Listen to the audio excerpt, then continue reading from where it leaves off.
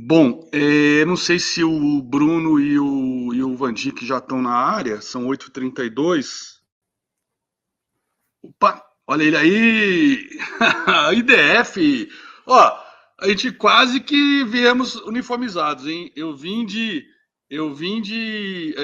Omaha Beach, né? A praia onde o exército americano desembarcou na Normandia em 1944, e onde eu estive lá pela primeira vez em 2002 e chorei igual um bezerro, desgarrado, desmamado de tanta emoção de caminhar naquela areia que estava branquinha, mas que há 80 anos atrás ela ficou empapada de sangue.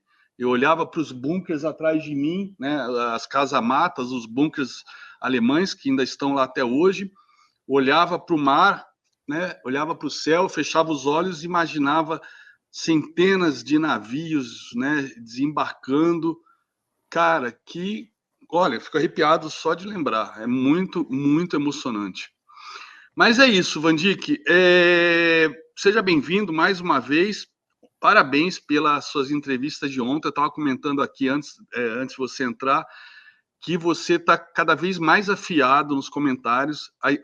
Quando você falou que a China é uma grande cidade cenográfica, cara, eu rolei, cara, eu rolei de rir, porque eu falei, caraca, é a melhor definição que eu já ouvi para a política chinesa de investimento imobiliário, e que a cada dia eles continuam lançando mais estímulos, né? Agora eles lançaram estímulos para quem quiser refinanciar as hipotecas, uma vez que os imóveis querem de valor e muita gente está deixando de pagar a hipoteca porque não recebeu o imóvel, e aí vira um círculo vicioso, né? Não recebe imóvel, não paga os bancos, e aí a coisa vai para o vinagre, né? E arrasta o mercado financeiro, como foi nos Estados Unidos. Então, o próprio Xi Jinping liberou aí 150 bilhões para os bancos, reduziu o compulsório em 50 base points, né? O compulsório dos bancos, tudo para estimular o mercado imobiliário, para concessão de créditos. Ou será que não é para resgatar os bancos, né? Sem precisar avisar o resto do mundo, né? Qual é a sua visão aí, para quem não assistiu ontem a BMC, qual é a sua visão sobre esses estímulos na China? André, bom dia, super obrigado. Bom dia, é um prazer estar aqui. Bom dia a todos que estão com a gente. Sei que 8h30 da manhã é cedo, né? Muitas pessoas, inclusive, estão indo trabalhar ou já chegaram aí no lugar. E eu agradeço muito o tempo de vocês, que é a coisa mais sagrada que vocês têm. O tempo com a gente não vai voltar atrás, não pode ser diluído, não pode ser repartido. Então, agradeço demasiadamente o fato de vocês nos darem esse tempo de vocês. Eu vou, de maneira sucinta, reafirmar a minha visão da China. Inclusive, eu já estive na China diversas vezes, trabalhei com empresas chinesas e a minha impressão na China é que ela, de fato, é uma cidade cenográfica. Nós temos, ao longo do litoral chinês, principalmente do South China Sea, que vai em direção a Hong Kong, etc., né? Talvez a região mais profícua em comércio do mundo, né? Aquela região é extremamente importante, especial, crucial para o comércio do mundo, onde se localizam as zonas especiais da China, que Deng Xiaoping, através da abertura depois da morte de Mao, resolveu fazer um teste com o mercado. Porque Deng Xiaoping, de fato, era um estadista, um visionário, talvez um dos maiores líderes da história. Ainda que eu não concorde com o lado dele, né, do PCC, o que aconteceu na Praça da Paz Celestial, foi um dos grandes líderes do século XX, com a visão que transformou a China praticamente era um lugar perdido, assim, não existia possibilidade de qualidade de vida. Ele transformou num país desenvolvido em vários aspectos, com limites, né? Então, essas zonas especiais, elas têm algo em torno de 400 milhões de pessoas. 50 milhões de pessoas a mais do que os Estados Unidos e 2 vezes praticamente o Brasil, tá certo? Não é um feito pequeno tirar essas pessoas da miséria absoluta. No entanto, a China tem 1,4 bilhão de pessoas e esse outro bilhão vive dentro da estrutura fechada do Partido Comunista Chinês, que é o interior da China, onde essas pessoas vivem vidas esquálidas. Elas não conseguem nem sequer se afastar dessas regiões para buscar uma vida melhor nas zonas especiais, porque na China existe uma espécie de CEP misturado com CPF, chamado Hoku, onde se você nasce com esse Hoku, para que você possa ir para as cidades mais avançadas, as cidades mais prósperas, você precisa ter competências especiais ou precisa ser amigo do partido. É assim que a coisa funciona, senão haveria um êxodo rural gigantesco, as pessoas iriam para as grandes cidades e provavelmente a gente teria a favelização de Shanghai, de Pequim, de Guangzhou e de Hong Kong. Então, sem para contar evitar... a fome, né? Porque essa galera tem que plantar arroz para 1,5 bilhão de pessoas, praticamente. Né? Não tem condição. A China ela é totalmente dependente, 80% em petróleo e energia e cerca de 70% dependente de importação de comida. Então, essa é a situação da China. A maior parte da China é composta por terra não agriculturável, não tem o que fazer no centro da China, né? Muito, muito pouco. Só que a China, né, nos últimos 40 anos, com o dirigismo, né, o estatismo chinês, a inveja do PT, né, o grande desenvolvimentismo chinês, porque lá é o estatismo, mas aqui é o desenvolvimentismo, eles conseguiram fazer um feito histórico de crescer muito, não cresceram naquelas condições e aceleração que a gente viu, teve muito número maquiado, porque o PIB chinês... ao contrário do que acontece no resto do mundo, países livres, democracias liberais, a gente contabiliza o output, né, o produto produzido. Na China, a gente contabiliza o input. Você vai crescer 5% ao ano e você corre atrás. Quando você tem esse tipo de dirigismo, né, os oficiais dentro das províncias, né, aquela história de que em barco de capitão não manda marinheiro, o cara sabe o que é bom para ele. Então, ele corre atrás para fazer o que for possível. Então, é daí que surgiu todo esse processo, né, no mercado de real estate, na questão imobiliária e construção civil, que começaram a produzir todo tipo de estrutura. Por exemplo, hoje a China tem a maior malha ferroviária de alta velocidade do mundo, mais que toda a Europa e o Japão. A província mais pobre da China tem 1.500 pontes. Só que não existe um uso econômico para essas atividades que foram construídas. Durante os últimos 20 anos, isso ajudou a bombar o PIB da China, porque a construção civil ajuda. Você vai colocando dinheiro nesse negócio, o PIB estoura. A gente pode ver o que aconteceu nos anos 70 no Brasil. O milagre econômico no Brasil, turbinado na China. Aí o que aconteceu? Num dia, chegou a conta para tudo isso, e quando essa conta chegou, não havia estrutura economicamente viável suficiente fora dessas zonas especiais para dar suporte àquela infraestrutura que já está colocada no lugar. Ela não pode ser vendida, trocada, ela não é tradable, você não pode vender essa linha férrea. Então, o que acontece? A conta chegou e não tem como pagar. Aí, para você ter um problema ainda pior em cima disso, existe um Minha Casa Minha Vida na China, que é casa para todos, né? E a China deu o alimento, né? Deu o anabolizante para as empresas incorporadoras de construção civil, bilhões, talvez trilhões de dólares, centenas de bilhões, talvez chegando na casa dos trilhões de dólares, tá? Ninguém sabe ao certo o valor, e aconteceu um boom no mercado imobiliário para pessoas físicas. O que acontece na China? O mercado financeiro da China ele é líquido. Ele é ilíquido por quê? Porque as maiores empresas chinesas, inclusive as empresas privadas, não são de fato privadas, né? E aquela máxima, né, que a gente ouve falar entre os libertários é que um governo suficientemente forte para garantir os seus direitos de propriedade, ele também é suficientemente forte para tomá-los, né? E o caso da China, sem que haja uma contrapartida de liberdade política, houve uma oferta de liberdade econômica, sem a contrapartida de liberdade política, sem a representação no parlamento, para que eu possa investir e ter certeza que pelo menos eu tenho uma chance que os meus bens, as minhas posses, vão ser honradas pelo governo. O que acontece? o povo chinês entendeu, e principalmente depois da situação com Jack Ma, que não só o cara desapareceu, como a empresa foi cancelado o IPO da maior empresa privada da China. Quer dizer, é uma coisa que não dá para pensar em outro lugar do mundo. Isso é o regime chinês entrando e falando: você falou mal da gente, acabou, você vai desaparecer, você vai sair da mídia, a sua empresa. Então, e é ilíquido por quê? O mercado não acredita, existe uma crise de confiança. O mercado exige algum nível de confiança que as coisas vão permanecer pelo menos estáticas, se não melhores. O mercado é uma crença coletiva. Se vocês lerem o Harari, né, quando a gente fala da crença do dinheiro, principalmente no mundo do dinheiro feito através do fiat, né, a gente não tem mais base do ouro, né, não existe o gold standard, Bretton Woods, etc., existe uma crença coletiva e a gente opera dentro de regras ali dentro para que essa coisa boa permaneça, porque é muito fácil a gente destruir as coisas boas. Então é exatamente isso que acontece na China.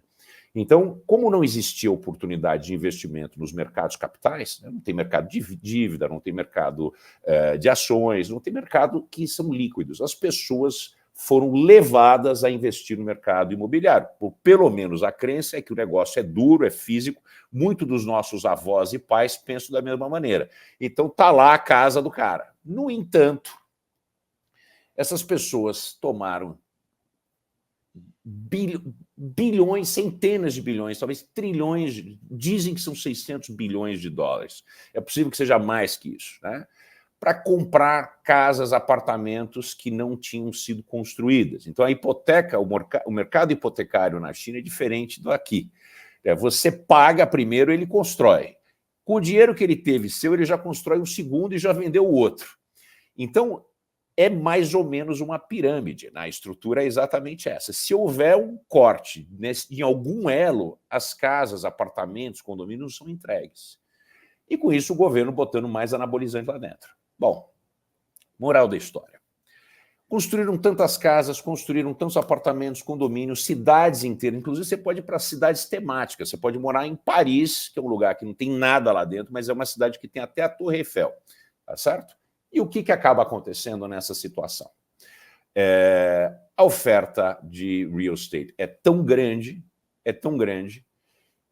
que chegou a um ponto que o preço de cada uma unidade adicional começou a ser menor do que a anterior.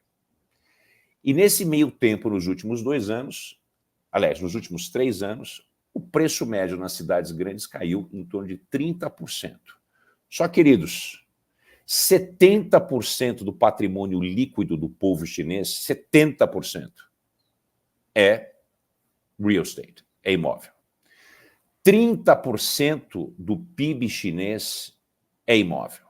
Quando você tem uma marcação a mercado desses ativos, e o ativo vale menos do que a dívida, né, a hipoteca dele, o que acontece? As pessoas param de pagar.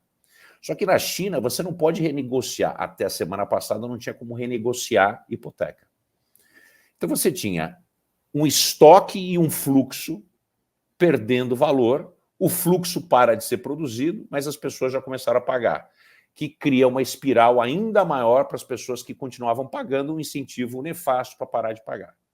Então, como o André mostrou para a gente, o que nós temos? Nós temos algumas reformas, a gente tem algum tipo de incentivo, mas, a meu ver, é too much, too late para resolver esse problema. A meu ver, o buraco é muito mais embaixo e requer uma reformulação do modelo de crescimento chinês, que tem que vir a reboque de uma reforma no sistema político chinês. Crise de confiança você resolve através de estruturas que são estratégicas, não táticas. Você vai ter que dar alguma coisa que é mais, e eu diria nas palavras de Shakespeare, que é uma libra de carne, né? A pound of flesh. Pode falar, André. E nessa... Opa, só um segundinho que aqui que deixaram a porta aberta que está batendo. Pronto, já foram fechar. Com relação a essa questão do mercado imobiliário, né, o próprio Xi Jinping ele acabou estourando essa bolha, né, quando criou aquelas 3 linhas vermelhas, que há 3 anos atrás, que automaticamente as maiores incorporadoras, na hora que ele criou essas 3 regras, 3 linhas vermelhas, como ele chamou, as maiores incorporadoras já entraram direto nesse modelo das 3 linhas vermelhas e já ficaram sem crédito com os grandes bancos, né? E ele que, há 3 anos, quando criou as 3 linhas vermelhas, disse que imóvel é para morar, não é para especular, ele agora liberou, né, ele reduziu a entrada de 25% para 15% para a compra do segundo imóvel, que seria o imóvel especulativo, né, que a família está comprando para especular na possibilidade de uma alta. Só que cachorro mordido por cobra tem medo de linguiça. Quem já perdeu 30% no primeiro imóvel não vai comprar um segundo. Apesar disso, a gente viu as ações chinesas subindo 20% aí na semana passada, o minério de ferro também subindo aí quase isso. Estamos na Golden Week, né, que é o aniversário de comemoração aí da Revolução de 49. Então, uma semana a China fechada. E eu não sei o que vai vir aí de mais dados aí da China daqui a uma semana, né?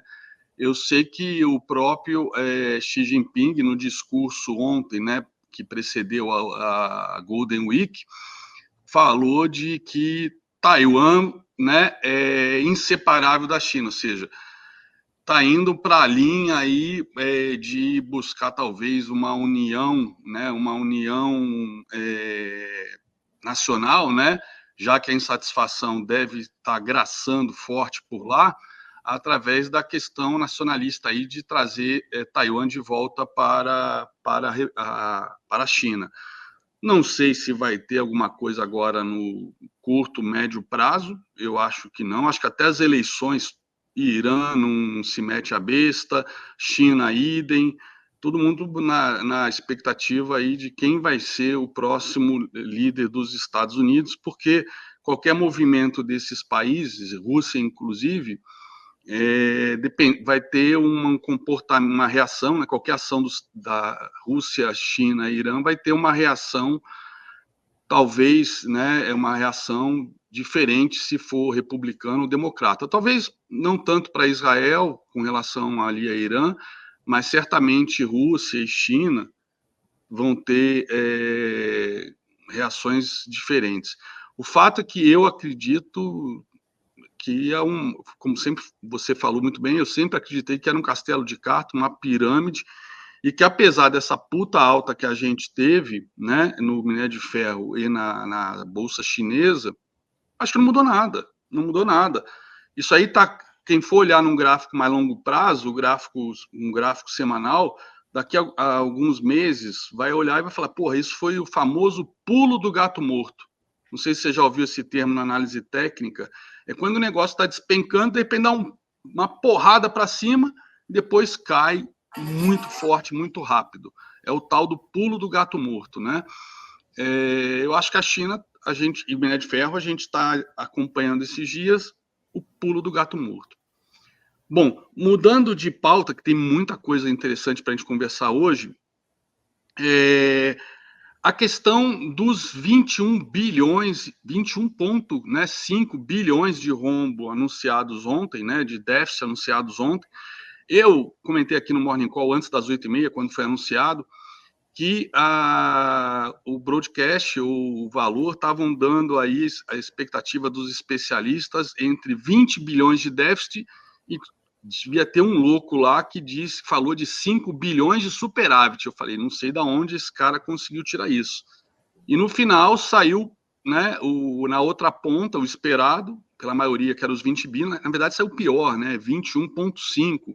E ontem à noite mesmo já saiu mais um contingenciamento aí por parte do governo federal, 13 bilhões, se eu não me engano.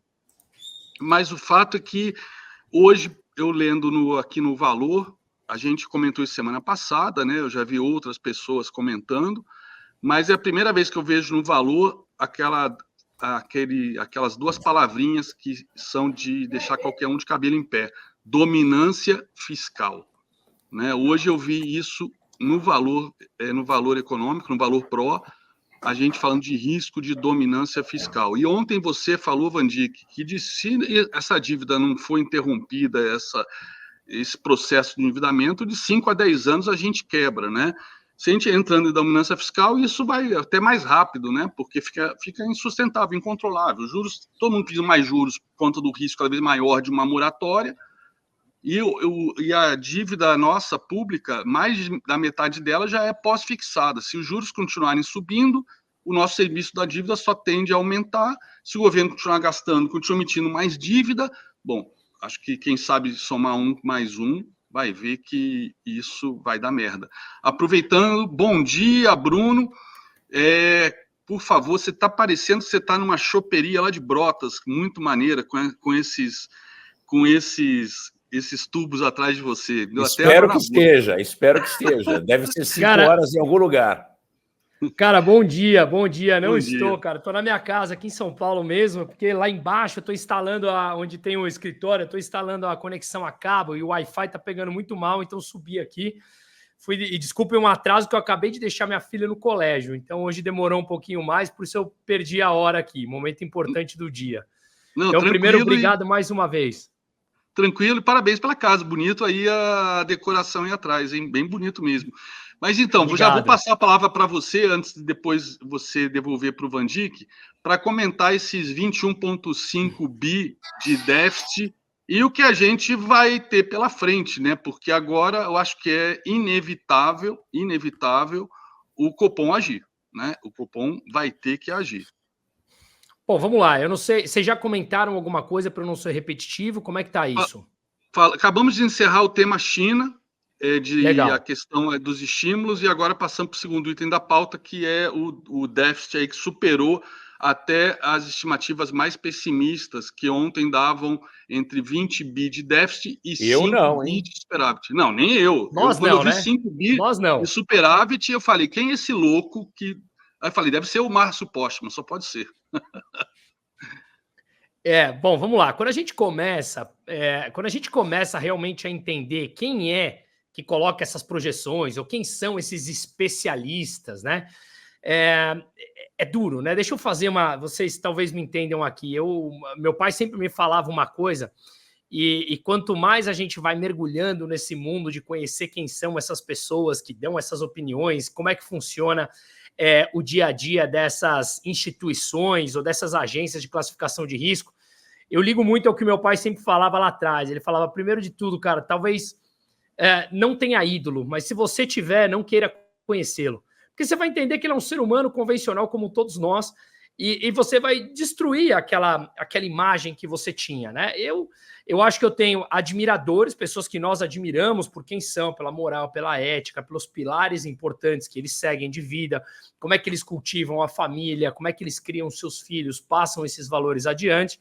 Mas quando a gente começa a entender ditos especialistas de determinados setores, a gente vê que a coisa é um pouco complicada, são cheios de vieses, tem sempre dinheiro envolvido, você não se posiciona como você realmente quer, e sim como o dinheiro está mandando, e eu acho que é por isso que a pauta é tão legal do Berlim nossa aqui, que é quem é você, fale o que você pensa, com respeito e se posicione. Então, por que eu estou fazendo esse preâmbulo? Porque você falou, quem é esse sujeito que a gente simplesmente aprende a entender como conhecedor de algo e que fala que o Brasil podia ter superávit?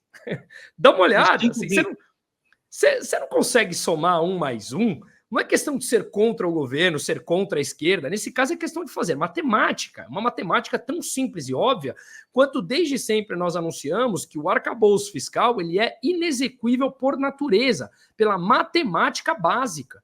Né? Então, vai além de ideologias, vai além desse tipo de coisa, vai matemática. E matemática, nesse mundo bizarro de hoje, até a matemática querem relativizar, e não adianta. Se você quer relativizar 2 mais 2, que para você vai ser 4,5, eu acho que não vale a pena nem a gente parar para discutir. Né? Então, aí é perder tempo. Então, dito isso, a gente tem que entender o seguinte. Bom, o déficit não surpreendeu, ou aqueles que fazem matemática não surpreendeu, veio pior do que as projeções, e a dívida pública continua crescendo. Acho que o juros já representa 850 bilhões nos últimos 12 meses, de um déficit de mais de 1,1 trilhão, se mantém pelo 5º mês consecutivo acima de 1 trilhão, esse déficit nominal, incluindo a conta de juros. E o que eu queria falar aqui falar desse dado é chover no molhado, mas eu queria que as pessoas que, de repente, não são do mercado entendessem um fenômeno que é importante para não cair nessa narrativa da esquerda, que é o seguinte. Quando nós analisamos a taxa Selic, que é aquela que aqueles, desculpa a palavra, mas aqueles idiotas ideológicos, Gleisi Hoffmann, Lula, esse pessoal todo, Pockmann, começa a falar que o Banco Central deveria baixar a taxa de juros e essa taxa ou esse montante de juros pago da dívida é culpa do Banco Central, as pessoas deveriam entender, e é isso que aqui é importante, essa pauta educacional, que é o seguinte, a Selic, a gente tem que lembrar que a Selic é determinada pelo Banco Central, é a curva de juros de um dia. Os empréstimos das empresas, do governo, e vamos lembrar que é o mercado financeiro, investidores locais e offshore, que financiam a dívida pública, que emprestam dinheiro para o governo quando ele gasta mais do que arrecada, esse empréstimo não é tomado baseado na Selic, que é a taxa de juros de um dia. Quem determina essa taxa de juros é a taxa de juros de longo prazo. E quanto é a taxa de juros de longo prazo? É aquela determinada pelo próprio mercado por livre oferta e demanda dos investidores. Então, quando você olha aqui a curva de juros futura com vencimento 2026, 2027, 2028, 2029, o mercado todo já está precificando acima de 12% a Selic nesses prazos futuros. Além de um prêmio de risco que ele adiciona. Ele fala, olha, quero emprestar para você com vencimento para daqui 5, 6, 10 anos? Ok, vamos olhar a curva de juros futura negociada no mercado, coloca um prêmio de risco adicional, esse prêmio de risco é o suposto calote, que eu acho que o Brasil está longe, faço todas as críticas ao Brasil, mas hoje o Brasil está longe de dar calote na dívida. Então, ele olha e fala, ok, quanto você precisa, quanto você, investidor, exige de juros para você emprestar dinheiro para mim, porque eu estou gastando mais do que eu arrecado? Tudo está acima de 12%. Olha a curva de juros futura. Então, a Selic, ela é um mero instrumento de taxa de juros de referência de um dia que não vale de nada. Então, é uma mera de uma falácia quando Gleisi Hoffmann, quando Dirceu, quando Pockmann, quando Lula vem a público bater no Banco Central, porque isso é de verdade uma falácia populista. O que o mercado exige é uma taxa de juros maior, senão eu não empresto dinheiro para o governo. Ora, Bruno, então por que precisa emprestar dinheiro para o governo? Porque só em agosto o déficit ele gastou mais do que arrecadou, 21,6 ou 21,8 bilhões de reais. Está muito claro. E em 12 meses, 270 bi em 12 meses, o déficit, olhando nessa janela de 12 meses. E contando a curva de juros, e contando os juros pagos da dívida, 1,1 trilhão, quase 1,120, né? Ou seja, esse é o que conta, é o nominal, porque você também tem que pagar os juros. Não adianta você não pagar os juros, senão a tua curva de juros vai explodir, porque vão falar, olha, o Brasil vai dar calote na dívida, então a curva de juros vai subir mais ainda. Ou seja, o nível de endividamento brasileiro não para de crescer, já está muito próximo a 79% do PIB no cálculo do Banco Central. Se usar a metodologia do FMI, já ultrapassou 85%. Mais do que a Argentina, bem mais do que a Argentina. Tudo bem que não é uma métrica muito igual, porque a Argentina vinha imprimindo dinheiro, porque não tinha quem a financiasse no mercado para emprestar dinheiro para ela, né? Agora já não imprime mais. Mas, enfim, o ponto é que são falácias enquanto o governo continua gastando muito mais do que arrecada, os juros da dívida continuará crescendo, porque, por livre oferta e demanda, os investidores ou exigem taxa de juros maiores ou não empresta para o Brasil. Então, é isso. E qual é a perspectiva? Nenhuma, só de piora.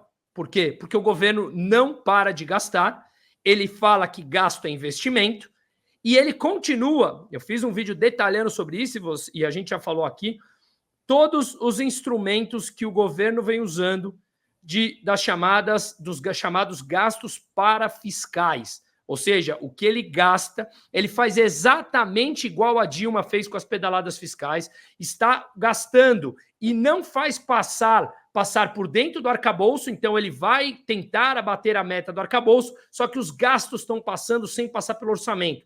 Por exemplo, num artigo muito bem escrito pelo Marcos Mendes e o Marcos Lisboa, que ele escreveu no Brasil Journal, falando como o governo tem usado as empresas privadas, as empresas públicas, para fazer gastos sem que passe pelo orçamento. Por exemplo, a Engea se tornando uma securitizadora e virando garantia de créditos imobiliários que são vendidos ao mercado, quando o governo é a contraparte desse crédito mais arriscado. A Petrobras, a PSSA, você pega o próprio BNDES, crédito subsidiado, tudo isso são gastos para o governo que aumentam o endividamento.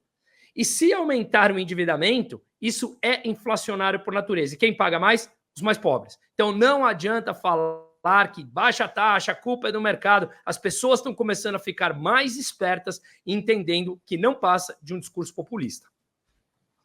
E antes de eu passar para o Vandic, eu gosto muito de fazer uma conta de padeiro aqui para a galera que nos acompanha, né, para tentar ser bem pedagógico com relação a essa questão da nossa taxa de juros. Assim como a gente, quando está comprando ações, a gente pode escolher entre Itaú e Bradesco, entre Petrobras e Vale, entre Magazine Luiza e Lojas Renner, tá? A gente pode escolher, analisa uma, analisa outra. Qual que vai me dar um retorno maior? Acho que vai ser o Itaú. Beleza, vou comprar Itaú e não vou comprar Bradesco. É a mesma coisa quando alguém compra um título de dívida, um título de dívida soberana, né? O cara vai olhar quanto que os Estados Unidos está pagando, né? Agora, com a queda, vamos fazer conta de padaria mesmo, né? Não tem nada aí, não tem uma precisão, é mais pedagógico isso, galera. Estados Unidos pagando 5%. 5%, beleza. A gente está pagando, vamos usar a própria Selic, ou podemos até já usar os 12 lá de mais longo prazo, né? 12%. Só que a gente tem que abater desses 12%, a gente tem que abater o quê? 4,5% da inflação já caiu para 7,5%. 7,5%. Temos que abater 1,5%, que é o CDS hoje. O CDS está 153 pontos, então seria 1,53% aproximadamente, que é o custo, né? O CDS é um valor que é um crédito default swap, ou seja, é um ativo que você compra para se proteger de calote. Então, quem compra a dívida brasileira tem que incluir esse custo, né, do risco Brasil. Então, 12% menos a inflação de 4,5%, já caiu para 7,5%. Menos esse 1,5%, já caímos para 6%. 6%. Tá? Tem o risco cambial também. E aí você fala, 6% ou Estados Unidos. Tudo bem, Estados Unidos também tem que descontar a inflação, né? Não está na meta, a meta é 2%, acho que está um pouquinho abaixo de 3%, mas, de qualquer maneira, você vai olhar e falar, cara, eu vou comprar título do Brasil ou título americano? Qual que é mais seguro para mim? Né? Então, existe essa conta que o PT não faz quando ele fala por que a gente não pode pagar os juros dos Estados Unidos? Por que os países africanos pagam 8 vezes mais que a dívida que a Alemanha? Né? Só que o país africano, a maioria por ditaduras, a maioria em guerra civil, a maioria com generais corruptos na presidência, que metade do dinheiro vai sumir. Você quer pagar mesmo juros que paga para a Alemanha? Não vai pagar. Então, é uma desonestidade da esquerda ficar comparando banana com maçã o tempo todo, né? E, passando agora para o Vandic para falar do rombo, eu lembrei de uma analogia agora que é o relógio do fim do mundo, né, com relação à guerra nuclear. Se a gente fosse falar um relógio do fim do mundo para a nossa dívida, quanto tempo você acredita que, se nada for feito, a gente entraria em dominância fiscal? É uma pergunta difícil porque é chute, né? Qual o risco da gente entrar em dominância fiscal já no curto médio prazo? André, eu fiz umas contas durante o final de semana e eu falei ontem na BMC News e eu postei no LinkedIn a minha grande preocupação. Tá? Eu estou aqui com... Quem quiser ver, está lá em mais detalhe, etc. Mas é o seguinte, nós temos cerca de 4,2 trilhões de reais, tá? São 780 bilhões de dólares, na próxima década, de obrigações não financiadas através da receita. Não existe receita em contrapartida a essas certezas de gastos obrigatórios, se nada for feito. Nós estamos falando de 4 trilhões, nós estamos falando de cerca de 40% do PIB de exposição ao longo desse pedaço. A gente já tem comprometido com dívida, de acordo com a conta do Banco Central, 79% do PIB, de acordo com o BIS e com o FMI, cerca de 84%. Quer dizer, se a gente crescer uma taxa de 2% pelos próximos 15 anos, a gente vai ter 2%, uma taxa que é acima da média que o Brasil cresceu nos últimos 40 anos. Se a gente crescer por 15 anos, não tiver nenhum soluço no meio do caminho, se não tiver nenhum tipo de recessão à la Dilma, se isso que eu estou projetando não acontecer, tá? Se a gente não entrar, nós vamos ter 4 trilhões de reais que a gente não sabe ainda de onde vem. Só que, nesse meio tempo, nós vamos ter um IBS, né, o IVA, de 28%. Então não dá para crescer, não dá para aumentar imposto aí. Imposto de renda. Tá? Dá para aumentar imposto de renda de gente que ganha, sei lá, mais do que 50, 60 mil reais, passar por uma alíquota, como os Estados Unidos, de 35%, 34% nos quebrados. Tá bom, dá para fazer. Quantas pessoas ganham mais que isso? Quer dizer, é imaterial do ponto de vista de arrecadação. Vamos pegar as grandes fortunas. Duvido que passe no Congresso. Se tiver indício que vai passar, certamente muitos brasileiros vão para Miami ou vão para outro país. O Brasil foi o segundo país com o maior êxodo, né, de brasileiros milionários. E, senhoras e senhores, milionário para o governo é o cara que tem 2, 3 milhões de reais. Né? Não é $1 milhão, é na mente do governo, as grandes fortunas, são pessoas que acumularam apartamento que custa 3 milhões e deve ter mais 800, 900 milhões numa conta de investimento, 900 mil numa conta de investimento.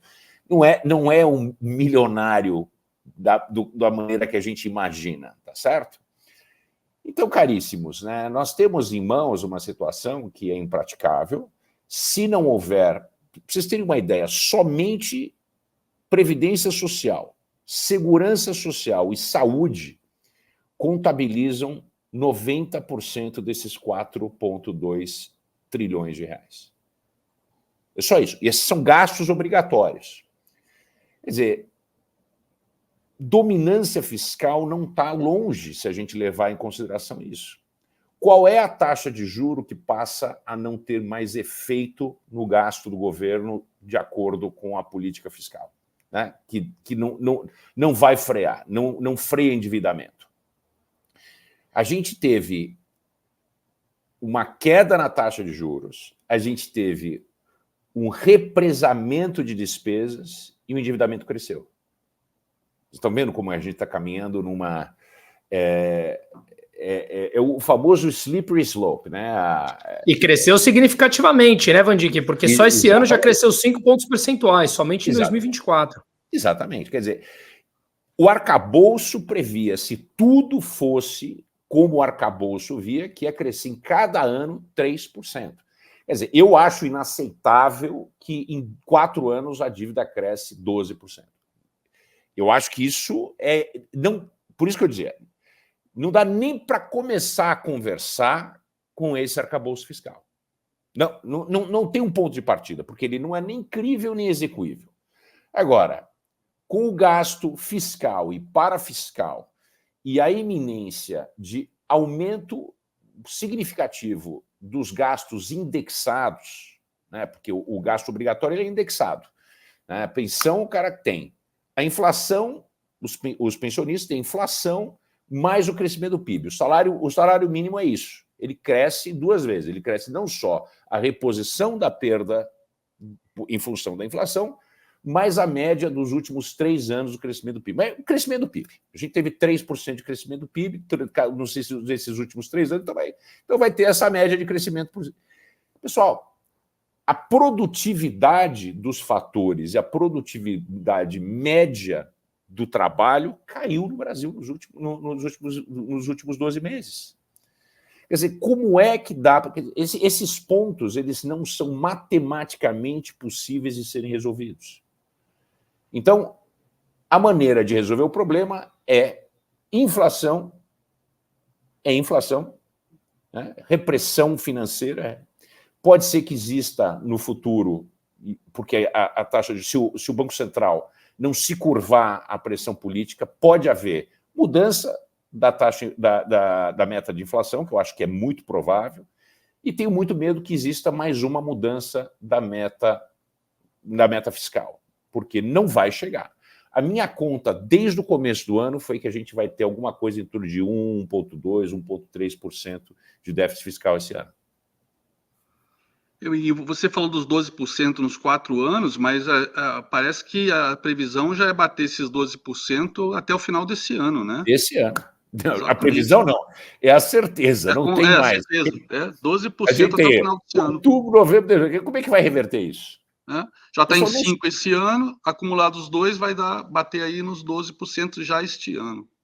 Isso porque nós estamos na metade desse governo. Em 2026 vai ter uma eleição presidencial que vai ser o watershed, né? Vai ser a divisão entre terra e mar.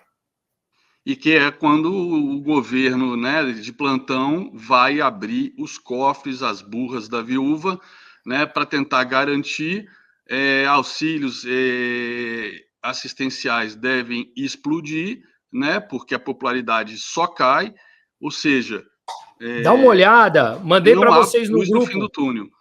Nessa linha do que você falou, mandei aí no grupo, compartilha na tela aí se vocês puderem. Você falou sobre ampliar esses benefícios. Dá uma olhada, esse gráfico que ele é bem ilustrativo que o Poder 360 colocou. Olha só que impressionante.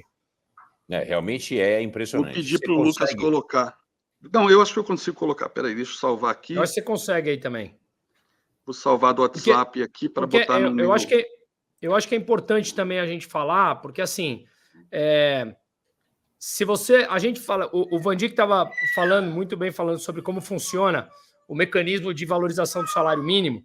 E quem não é por dentro bem dos efeitos econômicos, né, ou como ele funciona de verdade, é que você vai falar assim, ora, então vocês estão falando que vocês estão militando contra o aumento real do salário mínimo. Então vocês são os malvados, né? E é importante que interpretemos isso. Ora, se você sobe o salário acima da inflação por um decreto e não sobe a produtividade dos fatores de produção, como o Vandic muito bem falou, o que acontece é que no médio prazo você vai levar o desemprego, porque as empresas não conseguirão arcar com o salário mínimo obrigatório, porque aquele grupo de trabalhadores não entrega para a empresa o mesmo que ela é obrigada a pagar. Então essa empresa vai para o prejuízo. Se a empresa vai para o prejuízo, ela quebra. E se ela quebra, vai todo mundo para a rua. Então, o ponto é que... E como cresce, então, a produtividade? Com inovação, com tecnologia, com educação, o que o Brasil não tem. Então, nós estamos, sim, condenados por uma boa geração a sermos um país medíocre. É questão de matemática, de novo, por gerações de pessoas que podem aumentar a produtividade. Então, enquanto nós vemos o aumento do salário mínimo por decreto sem o aumento da produtividade e vemos esses benefícios crescendo nos últimos anos, esses benefícios só crescem porque eles são financiados por alta de impostos e são financiados também pelos gastos públicos. Só que gastos públicos significa aumento de endividamento do Estado e um aumento do endividamento do Estado leva à desvalorização da moeda, como a gente está vendo, e mais inflação. Todo mundo, independente da classe social de quem está nos assistindo aqui, sabe que a inflação é muito mais do que 4%. Né? Nesse próprio print que está aí, tem sido 193% de inflação acumulada desde dezembro de 2004. Ou seja, nós estamos falando basicamente de uma inflação aí de 10% ao ano da oficial, na média, né? Fazendo uma conta a grosso modo aí nos últimos 20 anos.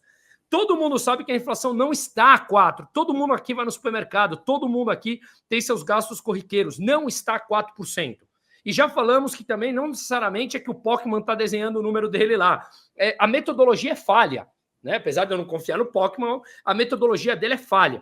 Então, do IPCA, né? Então, o que eu quero dizer é que esses gastos, esses benefícios crescendo, eles estimulam o endividamento. Volta tudo no que nós falamos sobre esses déficits agora. Mais endividamento, o governo precisa pagar mais juros para atrair investidores para financiar esses gastos, mais a moeda desvaloriza. Moeda desvalorizada significa alta de preços. Quem paga mais pela alta dos preços? A camada mais pobre, porque ele precisa consumir, basicamente, comida, que é o que vai consumir grande parte, se não todo o salário da camada social mais baixa da população, e é ele quem vai sentir o incremento dos preços, de forma muito mais direta. Então, é esse mesmo cara que pede pelo benefício social, porque ele não conhece essa dinâmica da economia, é quem vai pagar a conta muito mais cara e está financiando o próprio governo para dar o auxílio. Então, ele paga 1.000 porque os preços subiram e ganha 600 do próprio governo. É uma dinâmica perversa. Para finalizar, lembre-se, o governo nunca...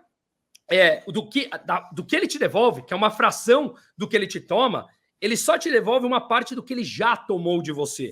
Nunca é um benefício adicional. E para completar, lembre-se do que Ronald Reagan falava. Um benefício social ou desempenho dele se mede por quantas pessoas saem do programa. Aqui no Brasil você tem uma entrada gigantesca para comprar votos e você não tem porta de saída. Então você cria aqueles bolsões de misérias para comprar voto para esse governo que fala que entrega benefício, só que está te tomando 1.000 e te dando 600 de forma indireta. Então, acordem para a gente entender que a dinâmica econômica só funciona a eles que querem manter o projeto de poder. O aumento de Bolsa Família e de BPC, conforme a gente viu ali no gráfico, esse aumento brutal nesses últimos 2 anos, só prova uma coisa: o fracasso da gestão estatal, né? A dificuldade do país de criar produtividade para criar emprego e aumento de renda. Né? Se você olhar aí o tamanho do Bolsa Família e do BPC, comparativamente nos anos anteriores, qual é a explicação, né, da picanha que foi prometida em tempo de campanha ter ficado tão cara a ponto do presidente querer, né, foi uma das coisas mais bizarras que eu já ouvi sair da boca daquele cara, falar que as pessoas tinham que comer pé de galinha. Né? Inclusive, então, tirar os impostos do pé de galinha e aumentar o imposto da carne de primeira. Quer dizer, a quantidade de dinheiro que está sendo jogado para consumo não está sendo suficiente para se consumir por conta de inflação, né? E por conta de endividamento das próprias famílias. E, dito isso, queria passar para o próximo ponto, que é justamente das bets. Das bets, os números agora que estão saindo, né, com relação ao uso de Bolsa Família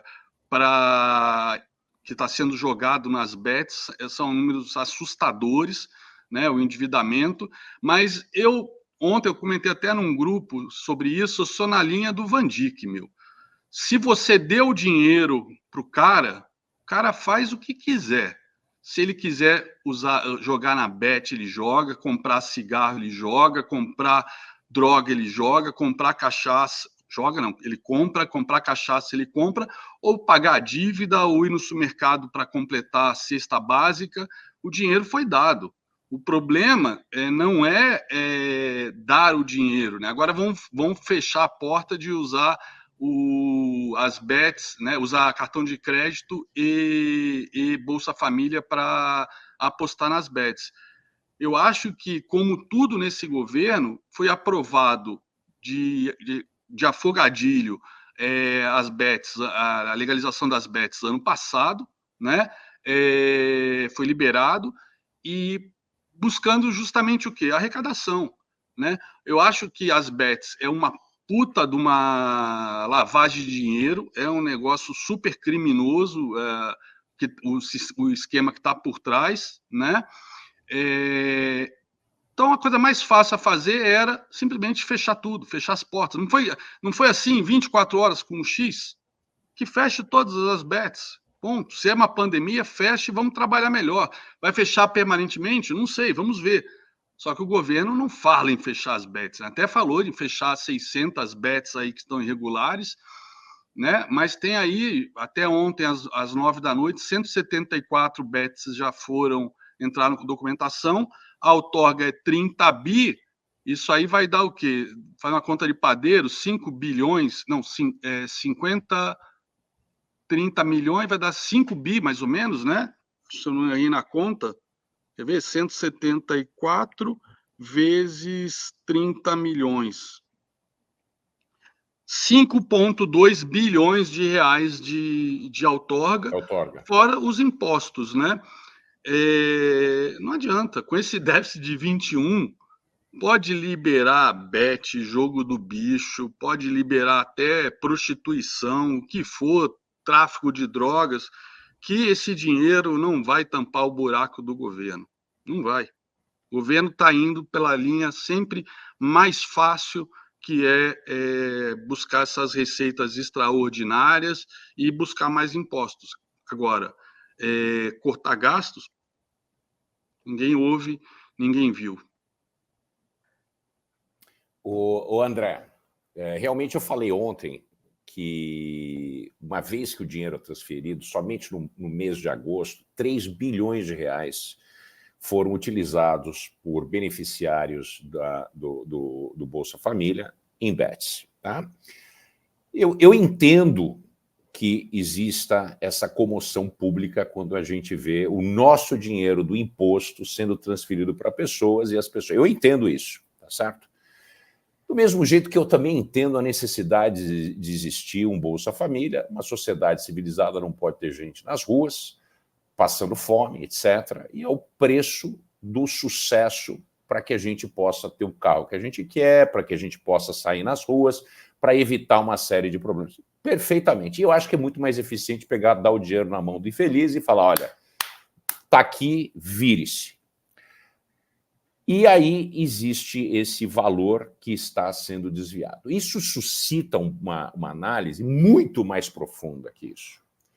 Porque se R$680, que é a média da transferência do Bolsa Família, nós atingimos 28, 29 milhões de famílias, cerca de 59 milhões de pessoas têm algum tipo de dependência no Bolsa Família. Esse é o público todo assistindo, é 1/4 da população brasileira. Se você falar de população economicamente ativa, a última vez que eu vi esse número, a gente falava de 110 milhões de pessoas economicamente ativas. Então, 55 milhões de Bolsa Família é exatamente metade da população economicamente ativa ganhando assistência do governo.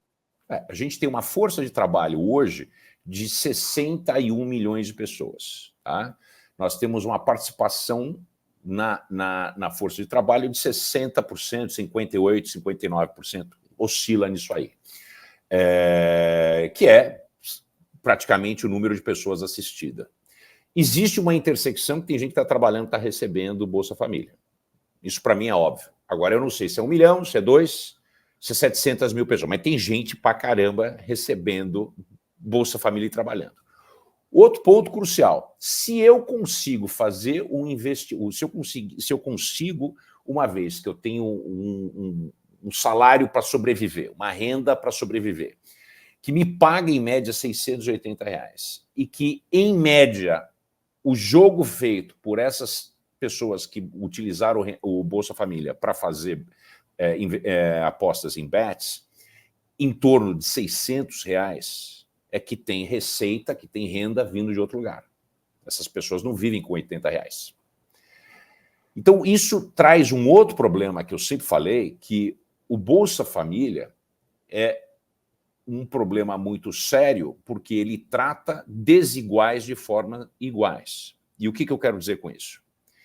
Em Quixeramobim, R$680 é dinheiro pra cacete. Só que em São Paulo, esse dinheiro não vai a nenhum lugar, nem em Camboriú. Então, ter um programa que é uma régua que coloca todo mundo dentro do mesmo terno e faz essa pessoa entender, acaba gerando isso. Eu acho que se a gente fizer uma peneira e entender de onde vêm essas apostas, nós vamos ver que tem uma questão regional associada com eles.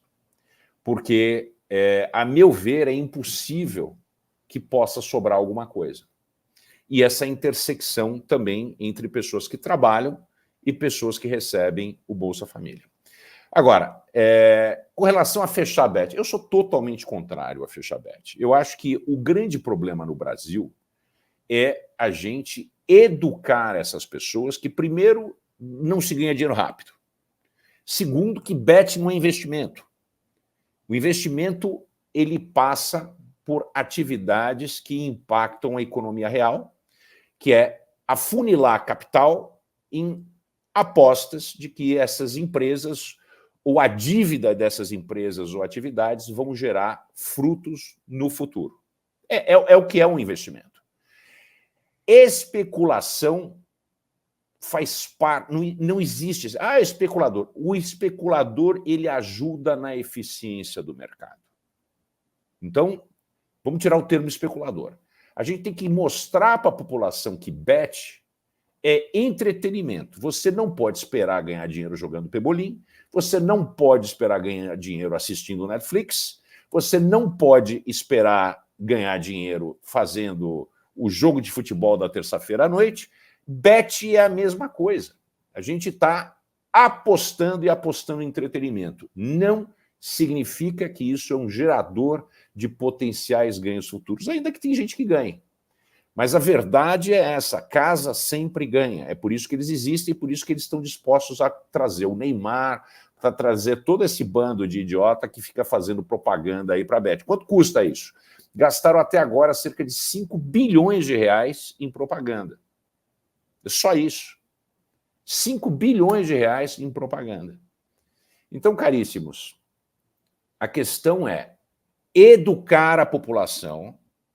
Menos de acho que 13% da população investe em alguma coisa, incluindo poupança, que não é investimento. Tá? Só que 39% da população joga em bet. Quer dizer, a gente precisa explicar isso. Agora, como o Brasil é um país de pessoas extremamente ignorantes, e eu falo isso no bom sentido, né? Nós temos 90 milhões de pessoas que não terminaram o ensino médio. Nós temos 53% da população adulta que não terminou o ensino médio. Então, a gente precisa, de uma maneira muito efetiva, trazer essas bets, trazer os órgãos regulatórios para mostrar, para educar a população. Eu me coloco à disposição de todas as bets aqui a ajudar a educar essa população através de cursos curtos, blips, etc., para mostrar a diferença entre investir e brincar. Bet se trata de entretenimento. Agora, esses vieses punitivos, vão banir as bets. Claro que não, pessoal. Se for isso, a gente vai alimentar o jogo do bicho. Se a gente banir as bets, a gente vai alimentar a jogatina ilegal sem nenhum tipo de recurso para o governo conseguir alguma forma de receita. A gente não vai saber quem joga, qual é a condição de quem joga, quanto que joga. Então, porque tudo entra no mundo da opacidade. Então, tudo que a gente tem que é, vamos dizer assim, um pecado, é melhor que o pecado seja a olhos nus do que a olhos fechados, porque dessa maneira a gente sabe quem é que tem um problema de vício, quantas pessoas têm, que tipo de problema é esse e como dá para resolver. E, ao mesmo tempo, a maneira de fazer com que as bets sejam menos nocivas para certas comunidades, que não é para todo mundo. Eu, quando aposto uma brincadeira. Você vai ter uma porrada no segundo ou terceiro round, se o cara cai, tem 100 reais ali, pronto. É a mesma coisa que tomar uma cerveja, tomar um vinho, tomar alguma coisa. Então, a gente precisa explicar isso para sanear o mercado e ter oportunidades das pessoas terem esse tipo de entretenimento, porque as pessoas sempre apostaram. Proibir vai fazer com que o jogo do bicho cresça ainda mais. Proibir vai fazer com que a jogatina ilegal. Aqui do lado da BMC News tem um bingo que opera à luz do dia. Na Avenida Sumaré tem um bingo que opera à luz do dia com uma liminar. Está cheio disso, senhoras e senhores. Quer dizer, então, a oportunidade de jogar e torrar o dinheiro não é somente nas bets. E esse negócio do Bolsa Família, né, eu sei que é assustador, a gente está gastando dinheiro com isso, são 160 bilhões de reais, toda essa conversa. Caríssimos, botou o dinheiro na mão do cara, dinheiro do cara. Deixa o cara fazer o que ele quiser com o dinheiro. Foda-se, dane-se. Né? Não vamos ser um Estado paternalista nem babá. Não nos ensine a fazer xixi. Eu fico vendo aquela imagem, né, da mãe segurando no pinto do menino 2 anos de idade para o menino mijar no piniquinho. Cara, eu não quero ninguém segurando no meu pinto. Sinceramente, não é assim que a coisa funciona. E é do mesmo jeito que eu acho que a população adulta, ela tem que ser tratada como adulto, não pode ser tratada de maneira infantilizada. Deixa o cara fazer. Com isso eu fico por aqui. Lembrei de uma piada agora, né? Mamãe segurando meu pinto quando eu era pequenininho, né? 6 anos, para aprender... 6 anos não, menos, né? Para aprender a mijar no piniquinho. E aí eu viro e falo, mamãe, eu prefiro que a vovó segure. Por quê? Porque a mão dela treme. Treme, é exato. Eu lembro dessa piada, É isso aí, o governo segurando o pinto da moçada. Só que está segurando o pinto de adulto. Você, de certa maneira, acabou falando uma coisa, né? A gente sabe que tem muito de gente que recebe Bolsa Família que tem emprego, não precisaria receber, né? E, de certa maneira, quando você vê o gasto com as bets, dá para... E você falou, pelos gastos que o pessoal está fazendo com bets, provavelmente tem esse outro emprego, esses que estão gastando, né? Esses, então, por si só, a Bets acabou desnudando os caras que estão ganhando Bolsa Família regularmente. Cabe agora ao governo o que vai fazer com essa informação, eu não sei, mas agir. Né? O Haddad não estava aí atrás de limpar o Bolsa Família, a BPC, para acabar com as irregularidades, né? E falando de uma economia de bilhões na hora que fizesse isso, está aí, uma grande chance de fazer isso agora. Bom, mudando para o último tópico, Powell e Guerra do Líbano. Powell, né, foi hawkish ontem, as apostas que estavam minoritárias de 50 base points pularam para 25 base points, 67%, se eu não me engano, estava em 20 e poucos por cento, 25 base points, já é majoritário, 67%, né, e isso ajudou também a puxar os nossos juros. Agora, o ponto hoje sai Jolts, amanhã ADP, sexta payroll, ele deixou claro que pode voltar aos 50 base points, dependendo dos dados de emprego. O fato é, eu há 2 anos que estou botando a cara para bater na BMC toda terça-feira, dizendo que, na minha opinião, usando dados históricos, né, e conhecendo os ciclos do mercado, era impossível um soft landing da economia americana. E, no entanto, a gente está vendo o SP500 fazendo all-time high, né? Ou seja, ontem deu aquela desanimada quando o Powell falou, mas ele falou que a economia está tão forte que daqui a pouco se animou novamente, etc. Vocês acreditam em soft landing? Há um tempo atrás o pessoal falava de no landing, inclusive. Eu falei, não, esses aí, né, viajaram, no landing impossível. Eu sempre acreditei no hard landing, né? Mas agora eu mesmo estou começando a achar que é possível soft landing, eu não sei, de repente eu estou entregando os pontos da minha análise que eu venho batendo há 2 anos cedo demais. Qual a opinião de vocês com relação ao mercado? Conseguiremos abaixar a inflação sem recessão? Nos Estados Unidos, no caso? Bom, vamos lá. Eu queria só fazer uma consideração ainda no tema anterior, que eu... Como libertário, principalmente na parte econômica, eu não acho que é o Estado que tem que determinar absolutamente nada. Aqui dentro de casa, nós temos os pilares conservadores, mas eu também não acho que é o Estado quem tem que ditar. É uma escolha nossa, como família, sermos conservadores. E nós gostamos disso por escolha pessoal. Agora, e eu também acho, uma vez decidido colocar o dinheiro na mão das pessoas, eles fazem o que quiserem.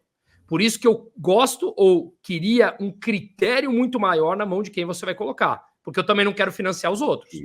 Porque se eu tenho que controlar os meus gastos aqui dentro de casa, eu também não quero financiar cara que vai gastar com determinadas coisas que eu não julgo aposta, especulação, nada incorreto. O cara faz o que quiser, mas faz com o esforço e com o mérito dele. Senão eu vou gastar o meu esforço aqui operando em bolsa, que eu gosto muito mais, e seguro o meu ímpeto especulativo, porque eu sei que eu tenho família para bancar e não sei o quê, e não quero ficar alavancando em opção, porque eu sei que isso é um certo problema, já fiz isso muitas vezes. Então, eu acho que cada um tem que ter a sua própria escolha, faz o que quiser, mas financie as suas próprias atividades. Não peça que os outros financiem. A esquerda adora isso, né? Adora, como eterna criança que são, eternos adolescentes adultos, que os outros financiem aquilo que eles querem. Tem um livro que chama Como Funciona a Mente Milionária, quem não leu, super recomendo. Ele explica muito bem por que você não pede toda hora para o teu vizinho financiar a tua escola, a tua educação e tal, porque você sabe que ele vai dizer não. Então, quando ele joga no coletivo, como o coletivo é abstrato, você desumaniza o coletivo, ele começa a cobrar que os outros são obrigados a pagar os direitos que ele considera ter, como aqueles que, quando eles ainda eram crianças e que o pai e a mãe deveriam dar, ele coletiviza em absolutamente todo mundo. Então, quer fazer? Faz o que você quiser. Só não peça para que eu financie aquilo que você quer fazer. O problema é teu. Esse é o primeiro ponto. Com relação ao soft landing, eu acho posso ser... Eu odeio o isentão e odeio em cima do muro. Mas é que eu acho que qualquer coisa que a gente falar é puro chute. Eu acho há muito tempo que a economia americana já vem mostrando sinais de desaceleração, principalmente quando a gente analisa os indicadores antecedentes, que são pouco analisados, digamos, pela mídia mainstream, que mostram simplesmente um mercado de trabalho da forma mais ampla, até porque é um dado técnico, tá? Não digo que qualquer mídia tem que... o UOL tem que analisar indicadores antecedentes. O leitor básico, ele não é da leitura diária dele, né? Veja a gente, por exemplo, que dá as caras em redes sociais, em programas. Quando você fala de política, tem um engajamento muito maior do que quando você fala de economia. Então, eu acho que é essa discussão que tem que ser colocada na base da sociedade, porque tanto a política como a economia interferem na tua vida diretamente e a política interfere na economia, eu acho muito mais do que a economia na política, né? Então, digamos, até pelo menos no curto prazo. Então, meu ponto que eu falo é assim, chute, tá? Vamos chutar aqui. Bruno, eu achava que ia ter um hard landing? Achava. Eu acho que hoje talvez não tenha. Concordo com você, André. Por quê? A economia americana está se mostrando, ou os burocratas estão se mostrando até muito mais resilientes em conseguir driblar essas adversidades. E isso mostra, na minha opinião, na fala de ontem do Powell, quando ele deixou aberto que não mais, entre linhas, não precisaria baixar, ou achou agressivo essa baixar em meio ponto percentual. Talvez eles tenham visto uma luz amarela de falar, se a gente continuar baixando em meio ponto percentual, isso pode trazer a inflação rápido de volta, porque, digamos, pode acionar o ímpeto da atividade econômica e estimular muito mais a inflação. Então, eu particularmente acho, até por falta de alternativa a outras moedas e dívidas mais, confiáveis, os Estados Unidos conseguirão sim enrolar essa dívida, mesmo mudando um pouco do perfil. A gente vê uma dívida que eles têm que pagar um pouco mais, trazendo um perfil de dívida com vencimento mais curta, mas até por falta de alternativa de confiança a outras dívidas e a outras moedas no mundo ainda, eu acho que eles conseguirão rolar por mais um tempo nesse tal soft landing. A questão é até quando. Eu acho, e você vê que até ontem o próprio Stuberg falou aqui no Brasil que as dívidas se contratam normalmente de décadas em décadas, né? Então ele resolveu falar absolutamente tudo já aqui, falando que da Dilma foi assim, que no passado foi assim, e que agora nós estamos contratando, estamos só em segundo ano de uma expansão fiscal bizarra. E se nós olharmos os Estados Unidos, a gente teve uma expansão absurda, que, se não me engano, 1/3 da dívida hoje de 35 trilhões foi emitida a partir de 2020. 1/3 da dívida emitida nos últimos 3 anos e meio, hein? Eu acho que foi mais, hein? Acho que é 41%, se não me engano. Se não me engano, me falha a memória, dos 35 trilhões, 11,8 trilhões foram emitidos a partir de 2020. Então, se for isso mesmo que eu vi, acho que no post de ontem, dos 35, 12 daria 40%. É isso aí. Então, mais ou menos isso. Então, de qualquer maneira, essa aceleração brutal que tinha começado já lá depois do subprime americano, mas aí subiu os juros ali em 2018 e tal, depois que começou essa aceleração brutal, nós estamos falando de 4 anos. eu odeio qualquer tipo de padrão, porque eu acho que economia não dá para padronizar. Mas talvez eles consigam postergar um pouco esse hard landing, que para mim, mais cedo ou mais tarde, é inevitável, porque a gente está jogando a poeira para debaixo do tapete. Eu costumo fazer uma. Como é que chama? E já finalizo, passo a palavra aqui. Uma analogia, talvez de rua, para as pessoas entenderem. O cara é viciado em droga há muitos anos, o cara está com a saúde debilitada, ele para lá, fica lá, consegue ficar 6 meses limpo, acha que está tudo bem, vai lá e começa de novo. A questão é que o histórico todo da tua saúde está sendo carregado com você, mas cedo ou mais tarde ela vai cobrar essa saúde. Então você está postergando ou você está cuidando da causa? O que eu acho é que o mundo hoje posterga a causa com medo de encarar a verdade, porque é o que o Van Dijk falou, o Estado adora nos manter como eternos adolescentes. O André e Bruno, eu sempre acreditei num soft landing, tá certo? Eu sempre acreditei num soft landing. Por quê? A produtividade nos Estados Unidos vem crescendo de uma maneira muito forte nos últimos 20 anos. E agora, com a inteligência artificial, a produtividade cresceu ainda mais notavelmente. Tanto é que você vê uma boca de jacaré entre o crescimento do PIB dos Estados Unidos e da União Europeia, que seria a proxy em termos de países desenvolvidos que podiam se comparar mais ou menos como iguais, certo? Existe uma moeda, a China é diferente. Se a gente comparar o tamanho da economia dos dois, o crescimento, o que aconteceu nos últimos 15 anos, e isso tem muito a ver com a produtividade do povo americano, o trabalhador americano, e o investimento massivo em inteligência artificial, tá? Eu não acho, e não sou do campo, que não vai haver um non-landing, né? Isso a economia ela é cíclica e ela trabalha em ciclos e a gente não tem como fugir dessa lógica, tá certo? E a gente tem visto que nos Estados Unidos o número de novos postos de trabalho vem decaindo, tudo isso mostra que há um arrefecimento da economia. E eu até acredito que a gente possa ter até uma leve recessão, mas não vai ser uma recessão que dure 2 anos, esse tipo de coisa, né? Eu acredito que é necessário que haja o botão do reset, especialmente pelo risco que a gente tem no mercado americano, que grande parte dos ganhos dos últimos 5 anos, cerca de 74% dos ganhos estão localizados em 7 ações, 7 empresas.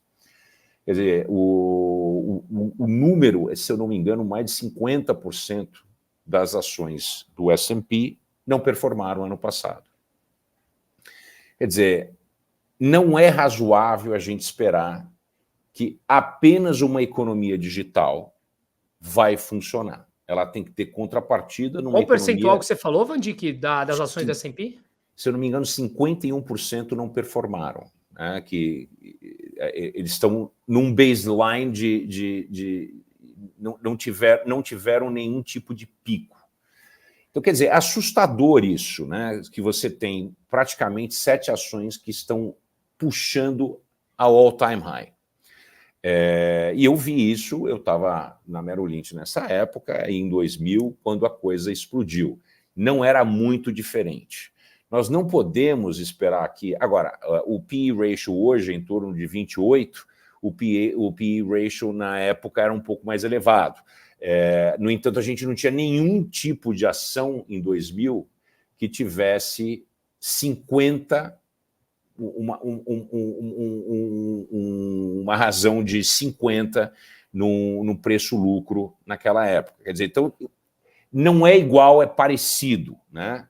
Então, mas tem o muitos... P/E ratio padrão do SP500 histórico é 16, né? 16. Mesmo assim, 28 ainda estamos bem acima do... Bem acima, né? Quer dizer, então, são essas coisas que me preocupam, porque é aquela coisa de sair do mundo de entender empresas, as dinâmicas dessas empresas e projetar isso no futuro, versus entrar no mundo de cassino economics, né? A economia do cassino, né? Que também não é algo sustentável. A gente acreditar que a NVIDIA vai produzir vai crescer 50 vezes aquilo projetado para frente, né? Pessoal, é isso que me preocupa. Então, eu não posso fazer uma fala aqui de vai haver um soft landing. Não, eu acredito no soft landing, tudo indica no soft landing.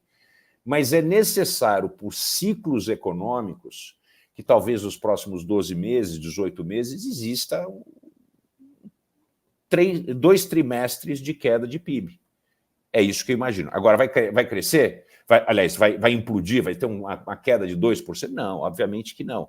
Eu imagino que é uma contração pequena, existe um processo de reset, vai ter uma penalização, vai ter o seu FII no mercado, e isso normalmente é muito bom para crescimentos futuros. Em média, quando você tem uma recessão, o mercado, Estados Unidos, principalmente S&P, tem um crescimento de mais ou menos 11%, 12% após as recessões, né?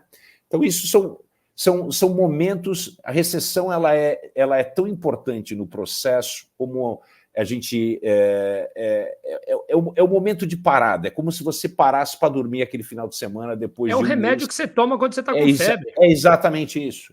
Então, eu sei que as pessoas têm medo de recessão, falar de recessão.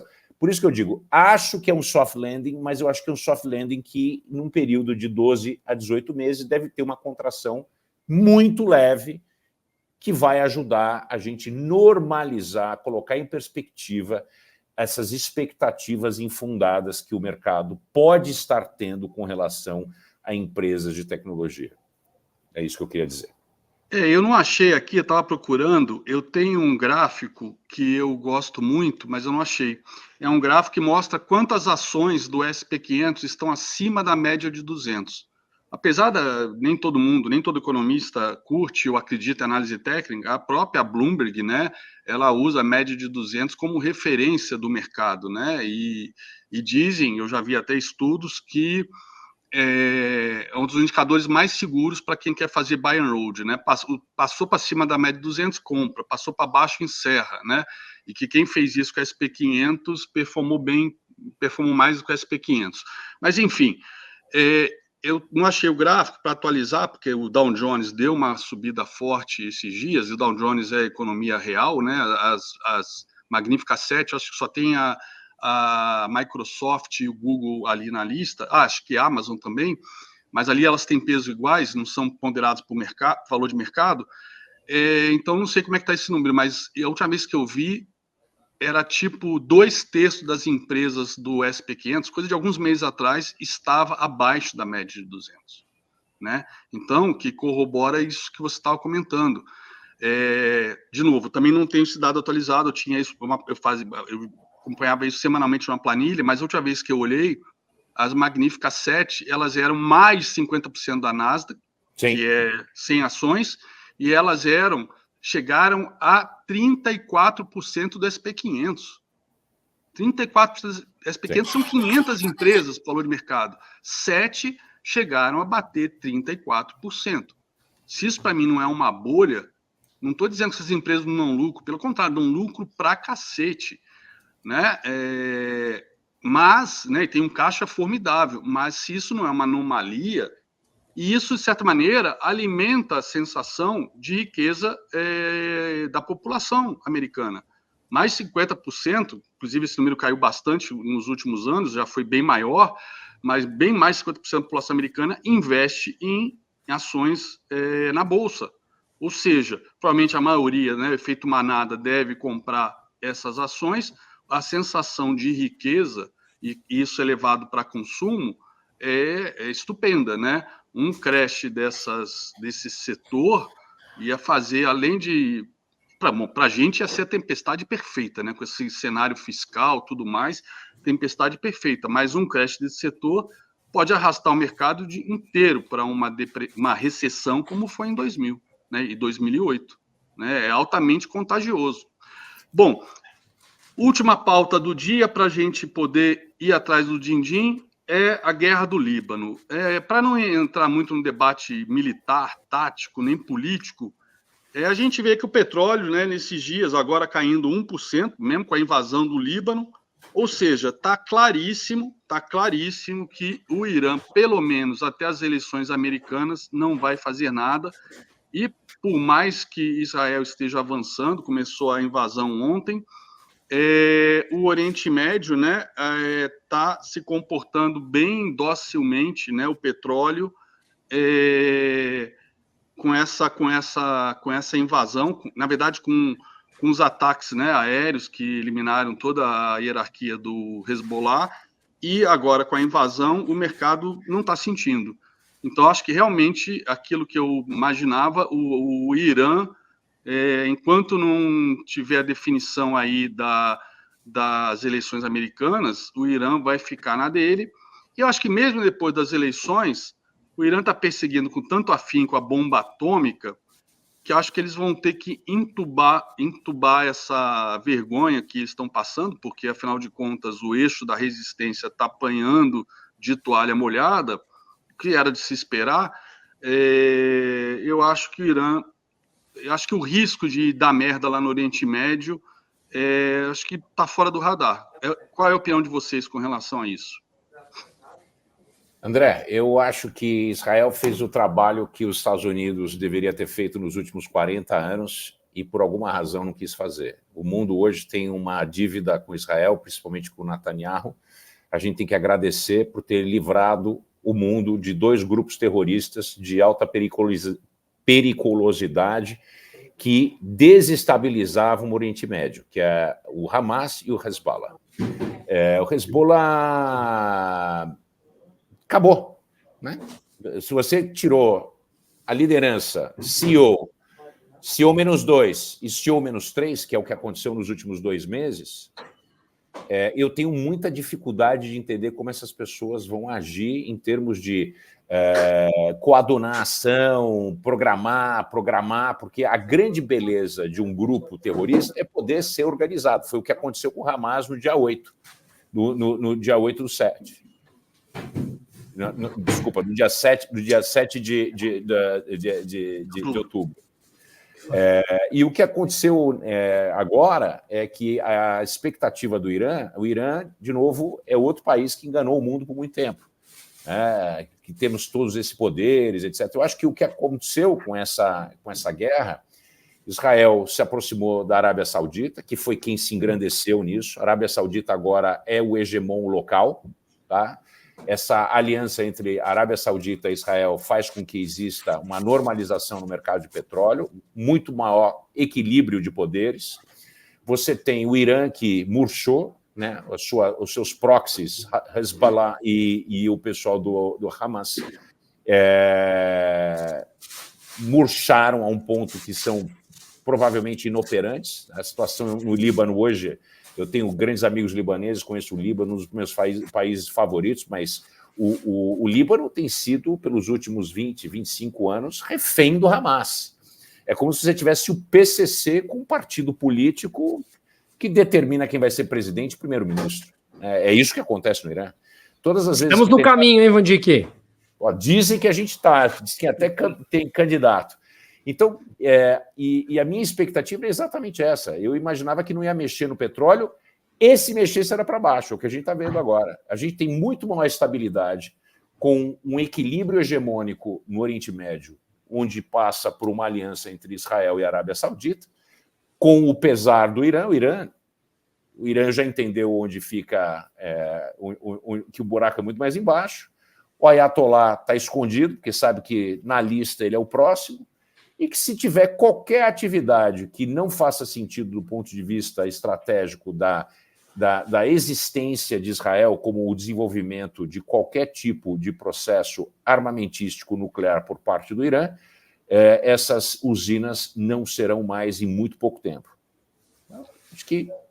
Falta agora só o Israel terminar o trabalho que os Estados Unidos não concluiu, né? E acho que mal começou, de eliminar os Houthis para liberar ali o Mar Vermelho para o tráfego, derrubar o frete novamente, tirar o risco aí do tráfego ali no Mar Vermelho, né? Falta só agora eliminar essa terceira perna, né? 2 já caíram, falta mais uma.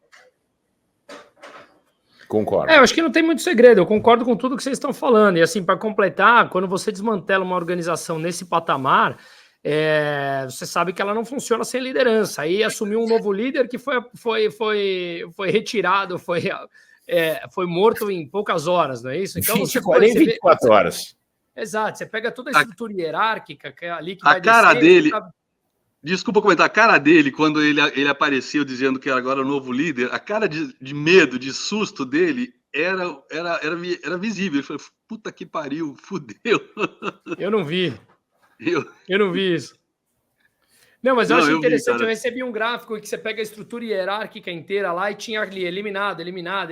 Então você vai descendo várias graduações, ali não sei se esse é o nome exato, você vai vendo que estão todos eliminados, até a base, até o topo da pirâmide ali, né?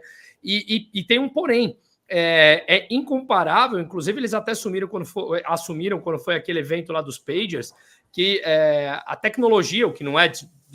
que não é surpresa de nenhum, que a tecnologia de Israel é disparada ao que eles têm, que são rudimentares ali, né? Então, quando você pega uma estrutura dessa, sem liderança, foram todos tirados de cena, e você não tem tecnologia contra o seu inimigo, no mundo de 2024, convenhamos, né? Para mim, acabou, né? É questão de tempo. O Hezbollah não tem bateria antiaérea, quer dizer... Como é que você vai lutar com Israel com F-35, F-15I, que é o avião de combate mais avançado do mundo? Esse F-15I é totalmente reformulado. Cara... Não, o controle do espaço aéreo é total por Israel. A aviação israelense está voando de braçada lá e impedindo o Irã de posar, né, em Beirute, né? Tanto é que as linhas aéreas iranianas, né, já foram todos os voos suspensos, porque naquele voo, entre aspas, de passageiro, pode ir muito armamento, muito apoio aí logístico, de repente até consultores militares da Guarda Republicana Iraniana, né, que alguns, inclusive, já foram eliminados, né? Israel está com controle total do Irã. Agora, o que é vergonhoso é a posição do governo brasileiro, do Lula, se retirar junto com um grupo de terroristas da fala do Netanyahu. Quer dizer, no mínimo, se você é contrário, você fica lá e participa, porque muitas pessoas que estavam participando, elas eram contrárias. O Brasil se associou de uma maneira umbilical ao mundo não livre, ao mundo ditatorial. Como é que a gente tem um presidente que se pronuncia de maneira veemente contra Israel e não deu um pio sobre a Venezuela? Quer dizer, é incompatível o comportamento do Lula, é inaceitável, o país demanda que ele tome alguma posição porque ele tem sido interlocutor do ditador da Venezuela. Mais de 9 mil foguetes lançados, mais de 9 mil foguetes lançados, pelo Hezbollah. Não tem o que falar. Israel... O placar está 6-0 para Israel em guerra, e agora com esse movimento do Hamas, 3-0 para Israel nas intifadas, né? Porque tinha 2 intifadas formais e isso aí que virou uma intifada. Tá 6-0 em guerra, 3-0 em intifada. E nenhuma delas Israel começou. Quer dizer, se você falar qualquer coisa contra Israel, tem que olhar o seguinte, onde é que está a origem de todo esse conflito?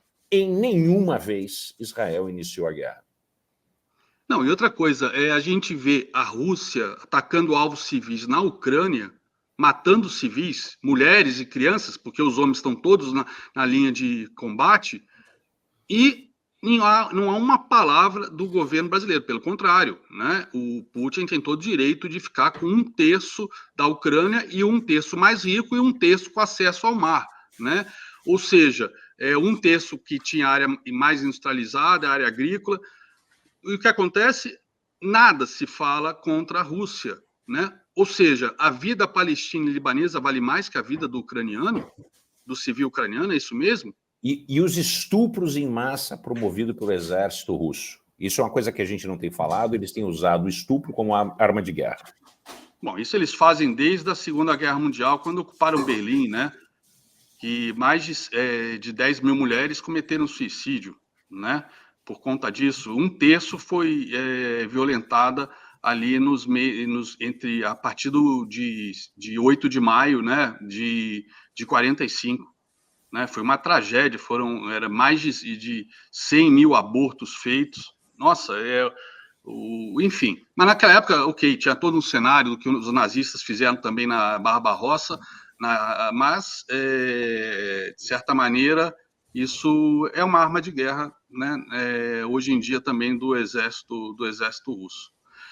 É isso, meus amigos, 10 horas em 1 minuto. Espero que a galera aqui tenha gostado desse bate-papo. Acho que aos pouquinhos a gente está saindo do padrão de 1 hora para 1h30 e eu estou adorando. Espero que o Van Dijk e o Bruno possam sempre, mas se não puderem, o dia que tiverem compromisso, é só dar um toque, a gente encerra antes, porque é muita coisa que acontece de uma semana para outra, tanto aqui no Brasil, quanto nos Estados Unidos, no Oriente Médio, na China, na Europa. 1h30 até pouco. Se a gente deixasse, a gente ia ficar aqui até meio-dia trocando ideia, né? Mas eu daqui a pouco, às 11 horas, tenho que estar também na BBC, tenho que me preparar. Van Dijk, Bruno, obrigado mais uma vez pela participação de hoje, foi sensacional. Uma excelente semana para vocês. Sigo acompanhando vocês aí na BMC, Bruno amanhã, Van Dijk novamente na quinta e na segunda-feira, ontem, né? E terça-feira, galera, estamos todos aqui para mais um Berlim 89, comentando aí as peripécias aí do nosso governo federal, dos nossos políticos em Brasília, do nosso STF, que hoje mesmo eu vi que está mexendo em lei aí que já estava consolidada, está alterando o passado, ou seja, né, aquilo que o Van Dijk falou com relação à China, sem segurança jurídica, ninguém vai investir aqui nesse país, tá bom? É isso, galera, fiquem com Deus, uma excelente semana para todos e terça-feira tem mais Berlim 89 com esses dois feras que estão aqui comigo. Valeu, Bruno, valeu, Van Dijk. Valeu, gente, obrigado. Abraços.